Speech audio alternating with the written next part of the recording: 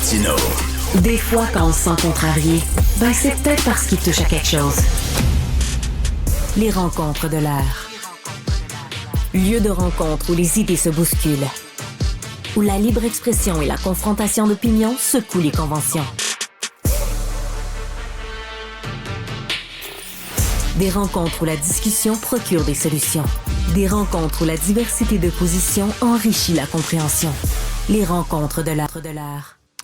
Joseph Facal, Le Devoir, a publié un texte vantant les vertus et les mérites de l'écriture inclusive. Alors, j'ai hâte, parce que j'ai entendu dire que le deuxième tome de ton roman, qui va sortir très bientôt, est écrit en écriture inclusive. J'ai hâte d'entendre ça, j'ai hâte de lire ça. Oui, c'est rempli de yen, puis de tirets, puis de genre, de gens explorant leur fluidité de genre. C'est ça, au 19e siècle. Non, pas en tout, pas en tout. C'est une écriture absolument classique. Et puis, qu'est-ce que tu veux? Mes hommes sont des hommes, puis mes femmes sont des femmes, puis qu'est-ce que je te dise? Est-ce que Je suis tu mets ça, réactionnaire, c'est ça. point E accent aigu, point E, point S. Non, vraiment pas. Qu'est-ce que tu veux? Je suis un vieux connard. J'écris comme on m'a appris à écrire. Qu'est-ce que tu veux que je te dise? Non, écoute, je voulais vraiment qu'on jase de ça parce que j'ai lu, je dois te dire, avec grand intérêt, cet article dans Le Devoir d'hier. J'ai appris que cette écriture inclusive, qui était déjà présente dans des essais, surtout, je te dirais, portés par des maisons d'édition féministes, woke, progressistes, appelle-les comme tu veux, éco-société, les éditions du remue-ménage, étaient déjà un peu là-dedans. Mais là, on nous dit que ça rentre maintenant en fiction. Et c'est là vraiment que ça m'intéresse, que des courriels un peu niaiseux dans le monde universitaire soient rédigés dans cette langue soviéto-orwellienne. Bon, mais là, ça rentre en fiction. Alors évidemment, on nous donne dans cet article quelques exemples. On s'est réveillé, E accent aigu, point E, point S, tiret. Les mariés, E accent aigu, point E, point S, vire, ému, U, point E, point S. Et ce qui m'intéresse, évidemment, ce sont les explications données par les auteurs.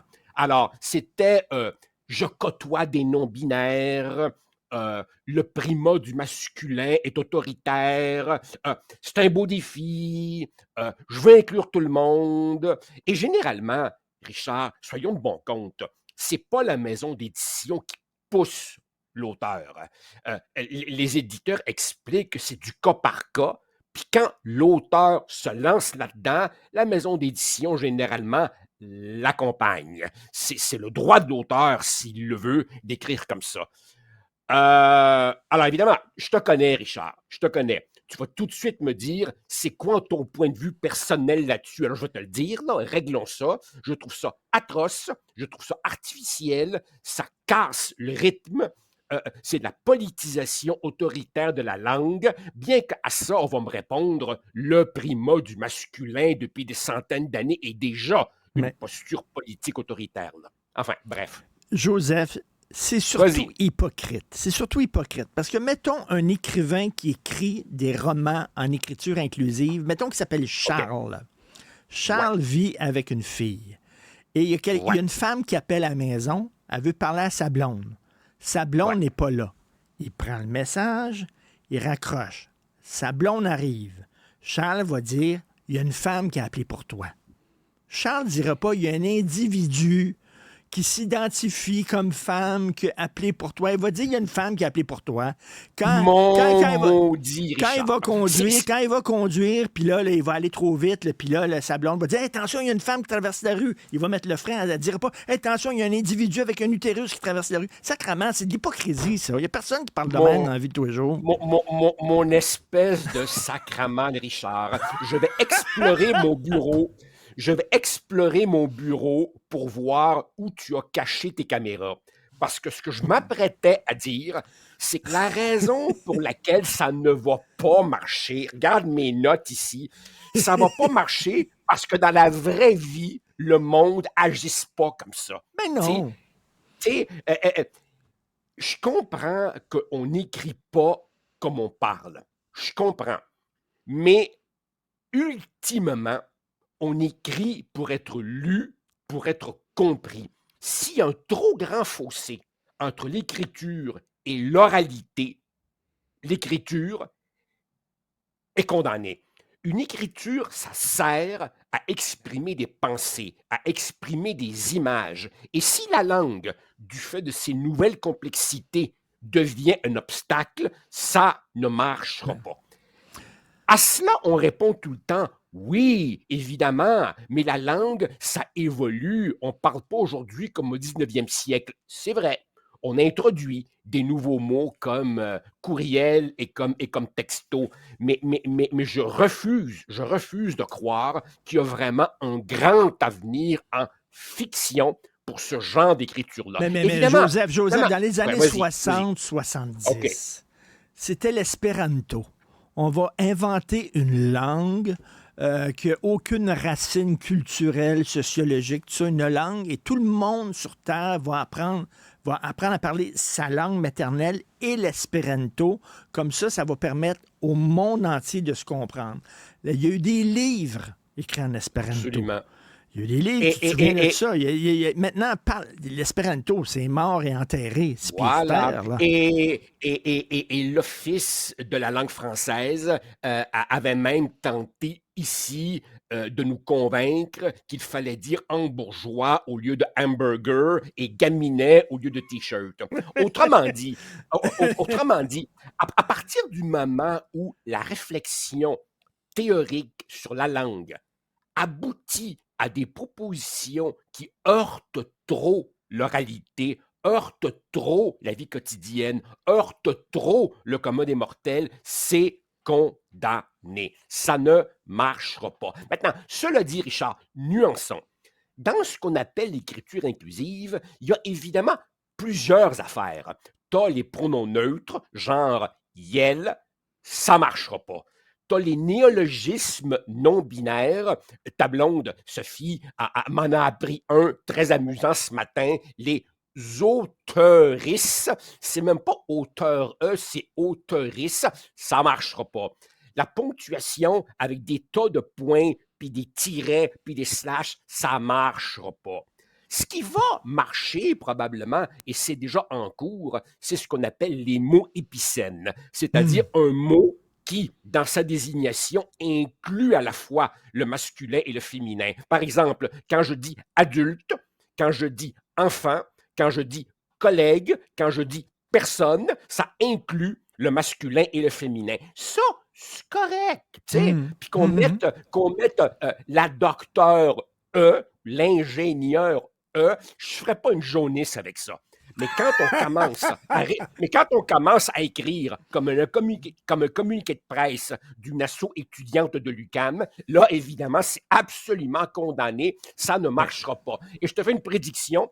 Non seulement ça ne marchera pas, mais dans quelques années, ceux qui aujourd'hui écrivent comme ça, quand on leur remettra sous le nez ce qu'ils ont écrit, ils seront gênés. Comme les gens à qui on dit aujourd'hui, hey, des années 80, t'étais des ML, toi, hein? Ben, c'est ça, tu sais. C'est ça qui est le fun de vieillir, mon cher Joseph, et tu seras d'accord avec moi, c'est qu'on prend un pas de recul, on a vu neiger, on a vu pleuvoir, et on voit que ce sont des modes, et ça passe.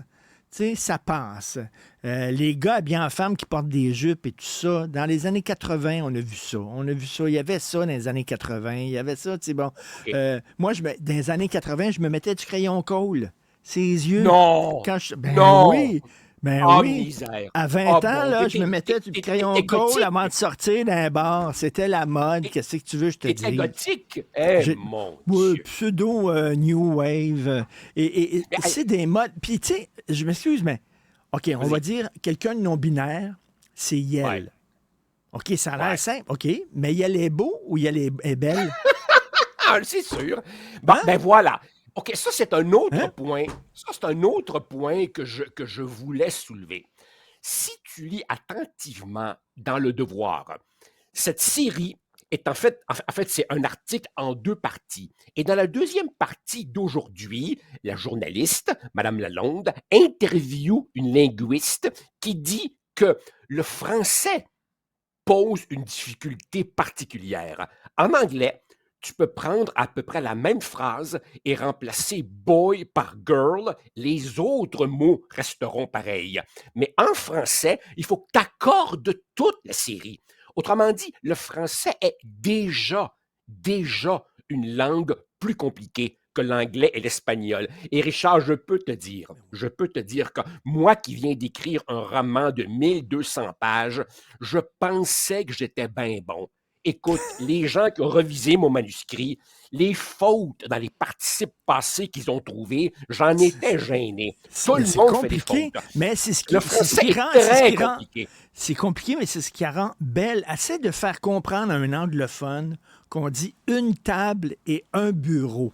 Et c'est la OK. même chose. Et là, il va dire, mais pourquoi ça, c'est féminin et ça, c'est masculin? Quelle est la logique derrière? C'est-tu Voilà. parce qu'un bureau, c'est pour travailler et le travail, c'est masculin, puis une table, c'est pour manger, puis la bouffe, c'est féminin? Non, c'est pas comme ça. Parce qu'il y a des féministes qui diraient ça. Ouais. Ah ah, ça monte. Non, c'est pas de même. Il n'y a pas de logique derrière ça. C'est très difficile pour un anglophone de comprendre, mais c'est ce qui fait la beauté de la chose.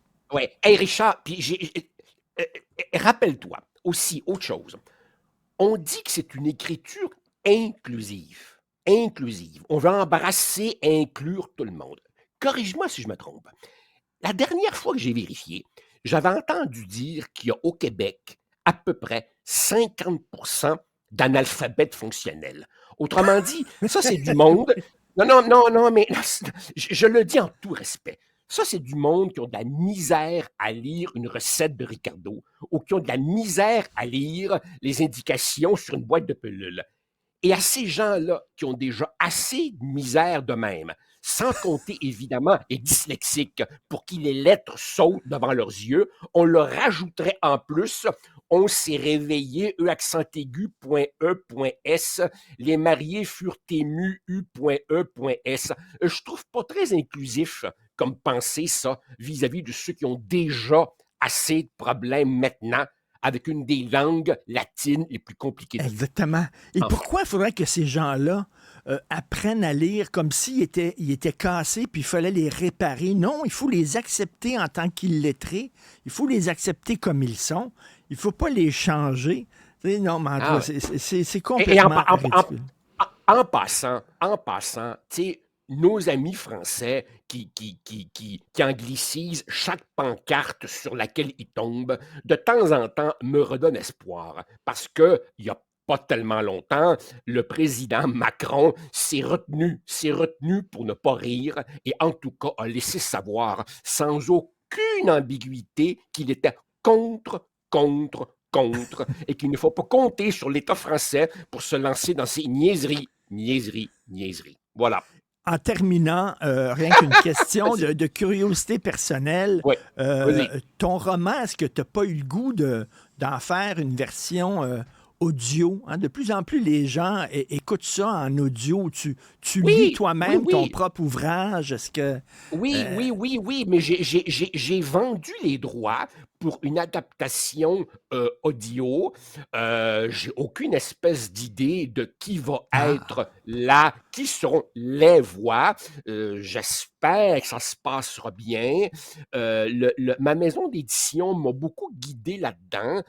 Ils m'ont dit que la compagnie en question, dont le nom m'échappe, fait du travail très sérieux. Alors oui, vous pourrez, en roulant sur la 20 ou la 40, vous tapez la voix de je ne sais qui. Mais on va conduire pour le deuxième tome. Tu dis que ça brasse pas mal, fait qu'on risque de conduire. Oh, ça brasse. Tu vas prendre le fossé. Merci beaucoup, Joseph. À demain. Ça marche. Salut, bye.